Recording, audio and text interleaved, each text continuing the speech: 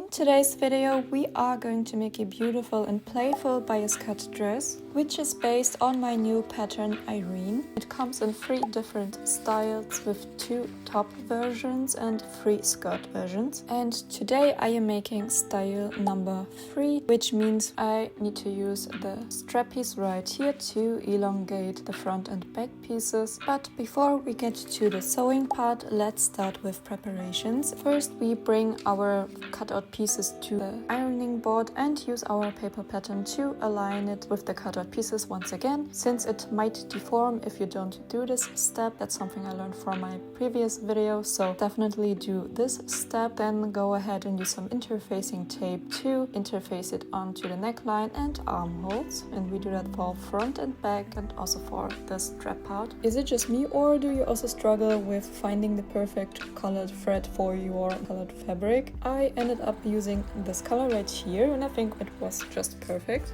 After you prepared everything, you should end up with 4 back pieces and 4 front pieces for the top, and I like to start with the front piece. I first take a look at the pieces to decide which one will be the shell part and which will be the lining part. I just based that on the pattern on the fabric, and now I start with the shell part. I first need to close the center front seam right here, and for that I need to leave an opening at top and bottom of 1 centimeter. I mark that with a pen and chalk, and then I just go ahead and sew that. After sewing, I press the seam open and I do the same steps for the lining part, but for the lining you can close the bottom part of the top too. Next, I'm doing the gathering, and I start at the notch right here and go up to the other notch. I do 2 rows of a basting stitch, so that means I left a long thread tail at start and end, and now I can gather it a bit, but we will adjust that later. I repeat the steps for the lining too. After the gathers are done, I can sew on the shell part of the top to the skirt, and for that I take the skirt and mark the seam allowance at the tip at the center front right here. I do that later on the right side of the fabric too with some vanishing chalk, and make sure that you mark your notches. This way we can now start to pin it, laying the top right sides together to the skirt. And I like to start at the side seam and pin the notches next, and after I pin the notches I also like to pin the tip right away, because at the tip right here we need to pin until we reached the marked point at the skirt part, and then I like to adjust the gathering. Since the notches are pinned, I like to kind of stretch my fabric in this way right here, because this way it will automatically align with your sewing line. And now I need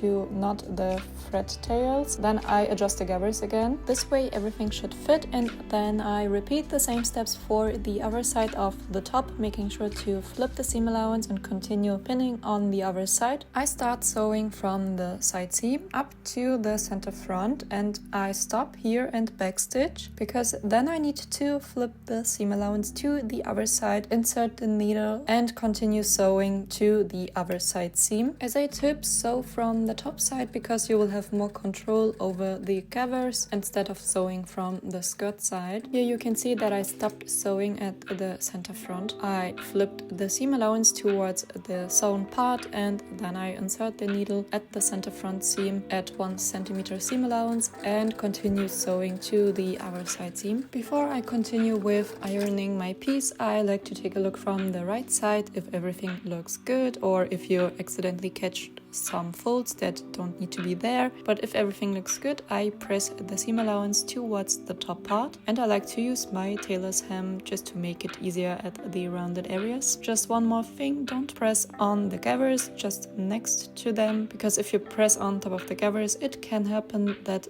they kinda disappear. I now like to remove all the basting stitches that are visible from the right side. Once that is done, I continue with my back pieces, and here I need to make sure that I close the center back, and the center back seam is the one that is shorter, the longer one is the side seam, so don't get confused by that. I put it right sides together and close the center back seam. You don't need to leave an opening at the top or bottom. Once the center back seam is pressed, I continue with the shell part of the bag and sew it to the skirt part, and I also make sure that I marked the center back at the skirt so I can align that with the center back of the top, and I just pin that and sew. I also pressed the seam allowance towards the top, and that's how it should look like. And after that I like to continue with the ties for the back. For that I'm using the rectangle pieces and fold them in half, right sides together, pin along the edges and just sew, starting from the fold, continuing with the raw edge, and I leave an opening at one side. After both pieces are sewn, I trim the seam allowance down to 5 mm, and then I need to turn them to the right side. I used a loop turner. I make sure that it's fully opened, and then I insert it into the tie until I reached the end point. I make sure to sandwich everything between the hook, and then I close the hook. And now comes the tricky part. You need to pull all the fabric and also pull at the loop turner at the same time, so everything gets turned to the right side.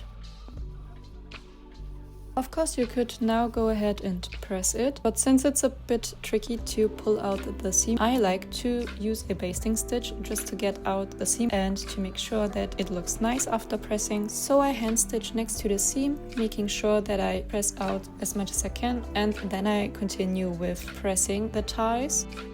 After that I remove the thread, and then I can place it on top of the back skirt. So I like it when the seam faces downward, so I pay attention to that, and then I pin it to the side seam. There are 2 notches that indicate where the tie belongs to. I secure them with few stitches within the seam allowance. Now it's time for the neckline. For that I place my lining piece on top of the shell part, right sides together, making sure that everything aligns, and I pin the center back seam first and just continue pinning all the way up to the shoulder straps and armholes, and then I sew that with 1 cm seam allowance.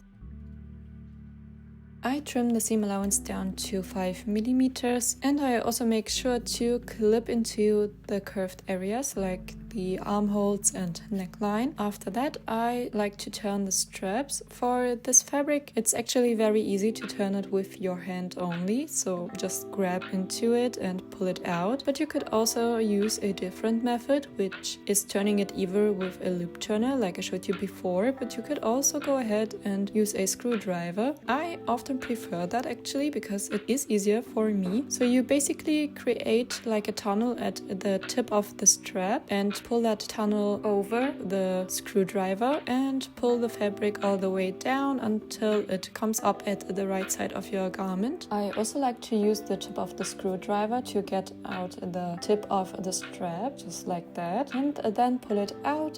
Like we did for the tie part, I also like to do a basting stitch around the straps, since I thought it would look better after pressing. This way all the fabric gets pulled out and it just looks a bit better and cleaner. Yes, it's more work, but I think it's worth it.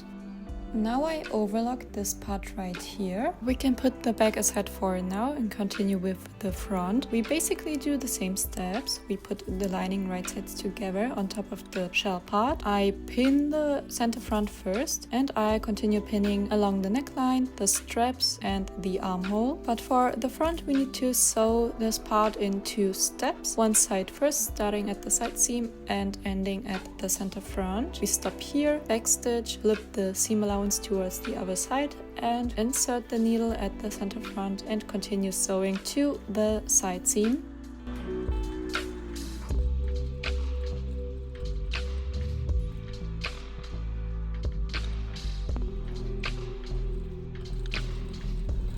Once everything is sewn, we are going to trim it like we did before for the back. I trim everything down to 5 mm, clip into the seam allowance, and I also trim the center front seam a bit. I used the same method to turn the straps to the right side with the screwdriver, and I also went ahead and used a basting stitch for the strap part of the front. I ironed that carefully and remove the basting stitch. Next, I also need to overlock the bottom edge right here, but before I do that I need to adjust the gathers, and for that I pin it to the seam allowance, making sure that the notches match, and I just go ahead and pin it in place. And once everything is pinned, I can then go ahead and adjust the gathering, and once it looks good I make a knot at the thread ends, remove all the pins and overlock the edge. Once that is done, it's finally time to combine front and back piece, and for that I flip the lining up and turn it to the right side again. Then I place my back piece right sides together with the front piece, making sure that the seams align at the side seam, and I just go ahead and pin both side seams. Close both side seams with 1 cm seam allowance. After that I like to press them towards the front. Usually you would press it towards the back, but in this case I press it to the front since we have ties in the back, and this way they automatically lay in the position they need to be at the end, facing towards the back. Now is the time to try your dress and make adjustments to the side seam if needed, because after you made all adjustments you need to overlock the edges too. Of course we also need to secure the lining, and for that I like to pin the side seams first. Just place it flat on the table and make sure that the lining covers the seam allowance, and then you can go ahead and just make a bar tag with a few stitches back and forth within the seam allowance. This secures it right away and it won't ride up once you put the dress on. I do that for the other side seam too, and actually it would be easier if you just pin the lining to the seam allowance and stitch in the ditch from the right side. This is way easier, but I don't want visible seams at the shell part, and with satin fabric it can happen that it kind of shows that you stitched in the ditch. So I like to hand sew my lining using a blind stitch, and I hand sew the lining to the seam allowance of the skirt part. I'm left-handed, so I start right going to the left, and as you can see I just insert my sewing needle into the fabric of the lining, catching a small part of the lining, then going diagonal to the seam allowance of the skirt and also catching the fabric a few millimeters and going back to the lining part again. So that's how the blind stitch is done. You will see a few stitches on the lining, but a very small dot that you will see at the end. What's left is the hem, but before we sew anything we need to leave the dress hanging for at least 12 hours, because as you can see, since we cut it on the bias, it happens that it stretches out at the hemline and we need to adjust that. For that I'm using a skirt marker. So a skirt marker helps you to mark your skirt hem evenly all around, so you just stand still and it sprays or marks chalk at the same height. This way you can cut the hem in a straight line. So now I can remove the excess fabric at the hemline, and keep in mind to leave 1 cm of seam allowance at the hem. And for the hem I'm going to do a small rolled hem, which means I fold 5 mm up, stitch next to the fold line very closely. Then I trim that down, and I can recommend to use small scissors to do that.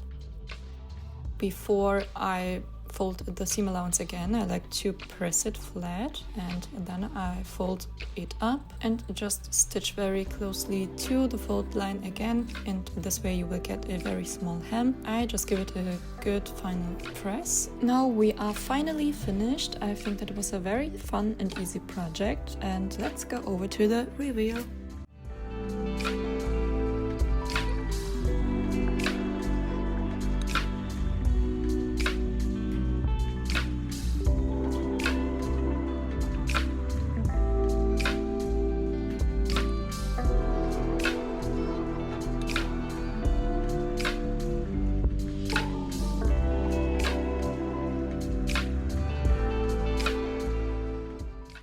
So So this is it, guys. Thank you so much for watching. If you're interested in the pattern, I will link it in the description. It will be the first link. And if you want to see more sewing and design videos, please subscribe to my channel and we will see each other next time.